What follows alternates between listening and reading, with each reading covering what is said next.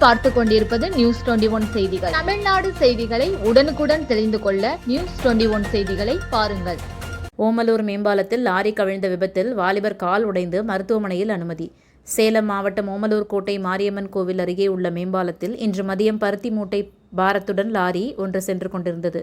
அப்போது எதிர்பாராத விதமாக லாரி ஓட்டுநரின் கட்டுப்பாட்டை இழந்த லாரி மேம்பாலத்தில் உள்ள ஒரு வளைவு பகுதியில் கவிழ்ந்தது.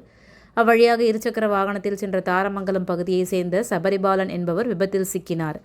இதில் காலில் எலும்பு முறிவு ஏற்பட்டு மேல் சிகிச்சைக்காக சேலம் மருத்துவமனைக்கு சபரிபாலன் ஆம்புலன்ஸ் மூலம் அழைத்துச் செல்லப்பட்டார்.